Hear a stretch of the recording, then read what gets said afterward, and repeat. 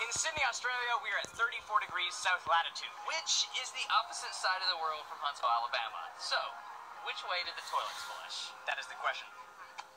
Here in Huntsville, Alabama, we're at 34 degrees north latitude. And we're going to find out if the water swirls the opposite way here to how it does in the southern hemisphere. We're making the definitive video to settle this once and for all. It's never been done on the internet. You're going to learn something. The Simpsons did a whole episode based on toilets flushing the opposite direction in Australia. Plus, other shows have supposedly demonstrated this effect.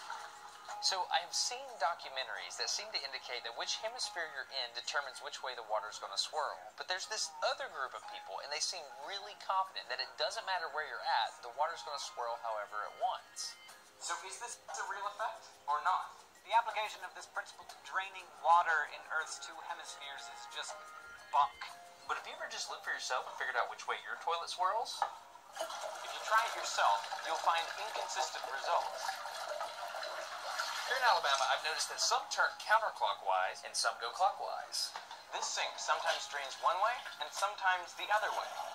You see, most toilets have little jets in it, so the swirl direction is determined by the design of the toilet and not which hemisphere you're in.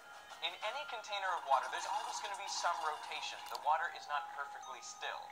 And it is this, rather than the hemisphere, that determines which way the water will swirl down the drain. So it's a myth. Crossing the equator does not mean the toilet's going to change directions. But what if we come into the garage and do a more controlled experiment? But what if we could eliminate all motion from the water? This is a 1.5 meter kiddie pool. I have here a 5-foot wide kiddie pool.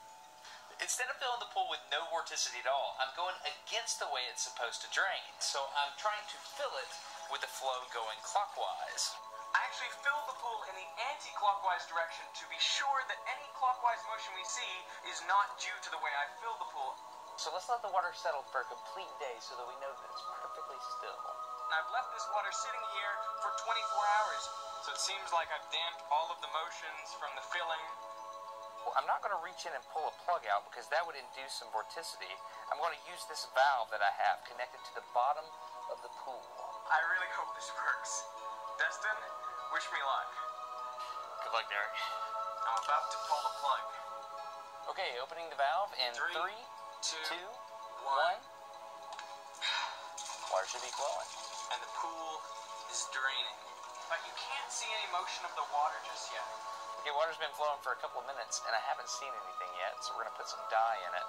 To help us see where the water's flowing, I'm going to put some food coloring in on the 4 cardinal directions around the pool.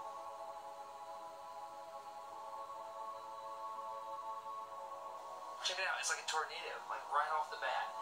We got a counterclockwise rotation. We filled it up clockwise, and now it's going counterclockwise.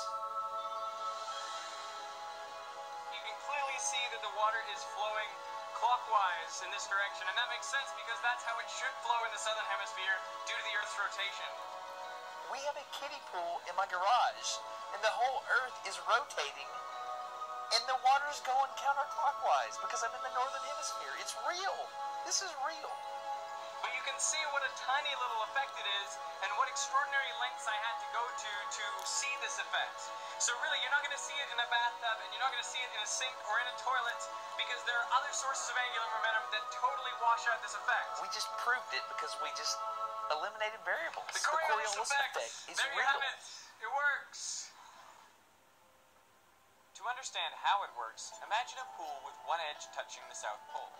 Think about a pool near the North Pole. The pool is stationary relative to Earth, but every day it's actually completing one full revolution. The Earth is spinning on its axis, so the pool spins around the pole once a day. Now you can see the side of the pool furthest from the pole travels much farther every day than the side right next to the pole. The whole pool is moving, but the part that's closest to the equator has more momentum, and the part that's closest to the pole has less. So the outer side of the pool is moving fastest towards the east, and as you get closer to the pole, the velocity decreases down to 0. Think about these velocities relative to the drain in the middle. Now, imagine we drain the pool. When we pull the plug, all the water starts moving towards the middle. Water from the far side is moving too fast relative to the drain, and so it gets out ahead, whereas water from near the pole is going too slow, and so it lags behind. The side nearest the equator is going faster, so that water outruns the drain. but the water nearest the pole is going slower, so it falls behind. So when the water approaches the drain, it swirls counterclockwise. This is the reason hurricanes swirl counterclockwise in the northern hemisphere. And this is the reason cyclones swirl clockwise in the southern hemisphere. The center of the hurricane has lower pressure, just like a drain, so the hurricane swirls just like our pool. The higher pressure air rushes into the eye of the storm, and just like in our pool, swirls in the direction dictated by the hemisphere. And that's the truth about toilet swirl. That was awesome. What'd you think? I definitely learned something. And if you did too, then you should share these videos with your friends. It's the first internet experiment from 2 different locations. Pretty cool stuff. But you should subscribe to this guy. Subscribe to Destin.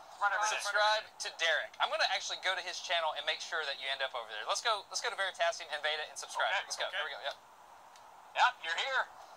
Oh, hey, these are some of my subscribers. I am so glad to see you here. While you're here, subscribe to Destin's channel. That's what we're going to do. We're going to subscribe to Veritasium en masse because it's an awesome channel. This is a good-looking channel. I like your logo. I like what you got going on over here. Oh, look. Where's the subscribe button? Okay, I hope you enjoyed this really interesting collaborative episode of Smarter Every Day. I want to thank 100% Derek Muller, Dr. Derek Muller of Veritasium. So here's the deal, seriously. We came up with this 3 years ago. No lie. 3 years ago at YouTube headquarters, we decided we were going to collaborate. Derek did his version almost immediately. 2 years ago. 2 years ago. So it only took him a year. It took me a rocket scientist. Derek basically had to fly to Alabama to help me do it. If I don't come here, this is never going to get done. Alright, so Derek flew to Alabama, and here we are, this man preparing this pool in the middle of the night. So, what I'm trying to tell you is, I want you to go to Derek's channel and subscribe. This is a very hard push. Go to Veritasium, subscribe to Veritasium. He does all kinds of physics stuff. It's really cool. You will enjoy it. I'm telling you that right now. We've been friends for a really long time. Our channels are about the same size. Just, you should be subscribed to Veritasium. So, I will suggest that to you now. Just click on Derek. Click on my face. Click on his face and do that. And you ready to drain this pool? Let's drain this pool. It's been 3 years. I've been waiting 3 years to drain this pool.